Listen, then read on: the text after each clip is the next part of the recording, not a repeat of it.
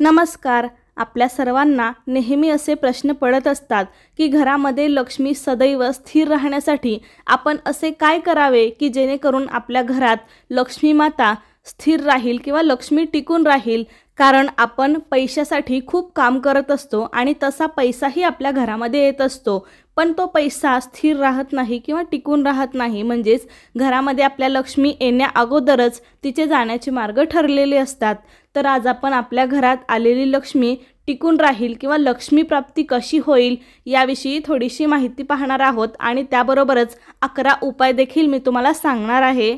हे उपाय जर तुम्ही केले किंवा काही नियम जर पाळले तर आपल्या घरामध्ये लक्ष्मी माता नेहमी सदैव स्थिर राहील. कारण लक्ष्मी ही फार चंचल आहे आणि चंचल लक्ष्मी आपल्या घरी यावी आणि कायमची राहावी ही प्रत्येकाची इच्छा असते. पण नुसती इच्छा असून काय उपयोग, लक्ष्मी स्थिर कशी होईल हे माहिती असायला हवे. लक्ष्मी कष्टसाध्य असते हे नक्की, पण तिला स्थिरता प्राप्त व्हावी यासाठी घरात नेमकी कशी परिस्थिती असायला हवी, वातावरण कसे असावे, लक्ष्मीचे आगमन आपल्या घरी व्हावे, तिने आपल्या घरात कायमचा वास करावा असे कोणाला वाटत नाही. ही प्रत्येकाचीच इच्छा असते. माणसे सारे आयुष्य त्या लक्ष्मीसाठीच राबत असतात. तर आजच्या व्हिडिओमध्ये मी तुम्हाला लक्ष्मी सदैव स्थिर राहण्यासाठी 11 उपाय सांगणार आहे किंवा आपल्या घरामध्ये लक्ष्मी टिकून राहण्यासाठी उपाय सांगणार आहे. त्यासाठी व्हिडिओ शेवटपर्यंत पहा. चॅनलवरती नवीन असाल तर चॅनलला नक्की सबस्क्राईब करा. लगेच व्हिडिओला सुरुवात करूया. त्यातला पहिला नियम, झाडू हे लक्ष्मीचं प्रतीक आहे हे आपल्या सर्वांना माहिती आहे. आपण घरामध्ये घर झाडण्यासाठी जो झाडू वापरतो तो उभा ठेवायचा नसतो. कधीही झाडू उभा ठेवायचा नसतो किंवा केरसुणी असो किंवा झाडू असो. झाडू आडवा करून ठेवायचा आणि तो आडवा ठेवताना झाडूचे तोंड दक्षिण दिशेला आपण चुकूनही करायचं नाही. कारण झाडू ही लक्ष्मीचं प्रतीक आहे. कारण दक्षिण दिशा ही यमदेवांची दिशा आपण मानतो. त्यामुळे दक्षिण दिशेला झाडूचं तोंड करून किंवा झाडू उभा करून आपल्याला अजिबात ठेवायचा नाहीये.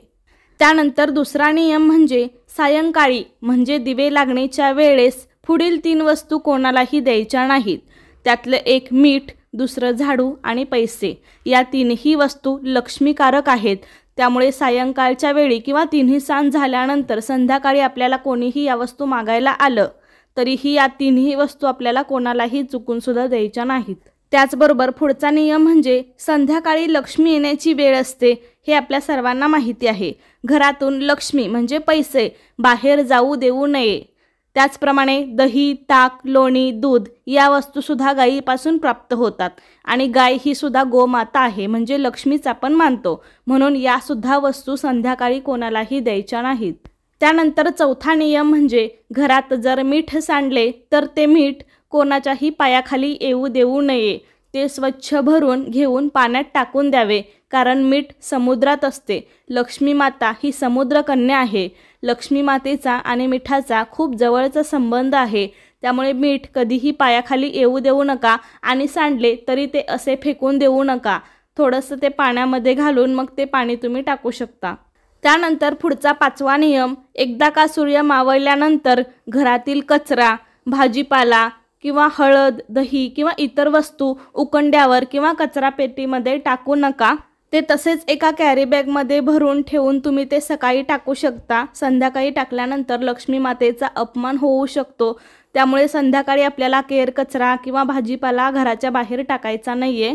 त्यानंतर पुढचा 6वा नियम, रोज सकाळी घरातील फरशी साफ करताना पाण्यामध्ये थोडेसं खडे मीठ, हळद आणि गोमूत्र टाकून हे पाणी तयार करून मग फरशी साफ करावी.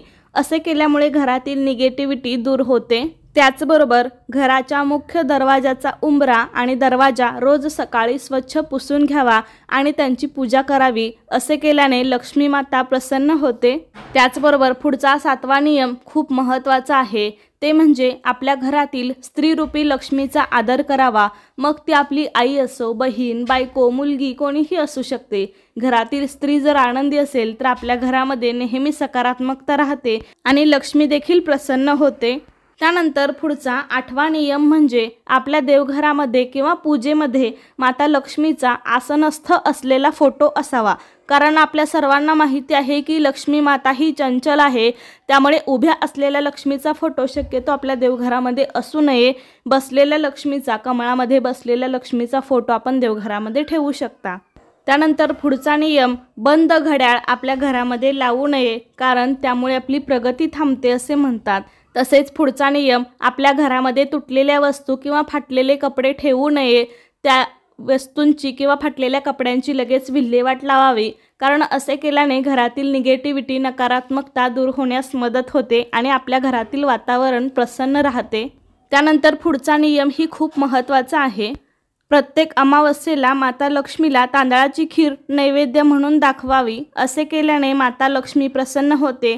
त्याचप्रमाणे प्रत्येक अमावस्येला दूध किंवा दुधापासून बनवलेला कोणताही पदार्थ दान करावा, कारण असे म्हणतात की दुधापासून बनवलेली खीर दान केल्याने आपले पितर म्हणजे आपले पूर्वज तृप्त होतात आणि त्यामुळे आपल्याला लक्ष्मी प्राप्तीसाठी जे अडथळे येतात त्याचे मार्गही मोकळे होतात. त्याचबरोबर पुढचा नियम की महादेवाच्या पिंडीवर उसाच्या रसाने अभिषेक करावा. असे केल्यामुळे घरामध्ये लक्ष्मी माता स्थिर राहते आणि आपल्यावरती प्रसन्न होते. त्यानंतर सर्वात महत्त्वाचा नियम, आपल्या घरातील देवघरामध्ये श्रीयंत्राची स्थापना करावी आणि त्याची नियमित पूजा देखील करावी, कारण श्रीयंत्रामध्ये अष्टलक्ष्मीचा आशीर्वाद असतो. असे म्हणतात की श्रीयंत्र माता लक्ष्मी आणि भगवान विष्णू यांचे आसन आहे आणि माता लक्ष्मी व भगवान विष्णू आपले आसन सोडून कधीच कुठे जात नाही. त्यामुळे आपण आपल्या घरामध्ये श्रीयंत्राची स्थापना केली तर भगवान विष्णू आणि माता लक्ष्मी सदैव आपल्या घरामध्ये स्थिर राहतील आणि त्यांचा आशीर्वादही आपल्यावरती कायम राहील. कारण ज्या ज्या घरात भगवान विष्णूंची सेवा केली जाते त्या त्या घरात माता लक्ष्मी सदैव निवास करते. आणि त्याबरोबर हा सुद्धा नियम तेवढाच महत्त्वाचा आहे की ज्या घरात धान्याचा मान ठेवला जातो ते केर कचऱ्यात टाकले जात नाही किंवा पाहुण्यांचा उचित आदर सत्कार होतो व यथासंभव गरिबांना मदत केली जाते, त्या घरात ही लक्ष्मी सतत वास करते. अशा प्रकारे या सर्व उपायांबरोबर 108 वेळा लक्ष्मी मातेच्या बीज मंत्राचा जपसुद्धा आपल्याला करायचा आहे. तर अशा प्रकारे हे उपाय केल्याने आणि काही नियम पाळल्याने माता लक्ष्मी आपल्या घरामध्ये सदैव वास करते व लक्ष्मी मातेची कृपाही आपल्यावरती होते. त्याचप्रमाणे आपल्या आर्थिक अडचणी देखील हळूहळू दूर होण्यास मदत होते. तर तुम्हाला कसा वाटला माझा आजचा व्हिडिओ मला नक्की सांगा. आवडला असेल तर लाईक करा, जास्तीत जास्त नातेवाईकांसोबत शेअर करा आणि असे छान छान व्हिडिओज पाहण्यासाठी आजच आपल्या चॅनेलला सबस्क्राईब करा. धन्यवाद.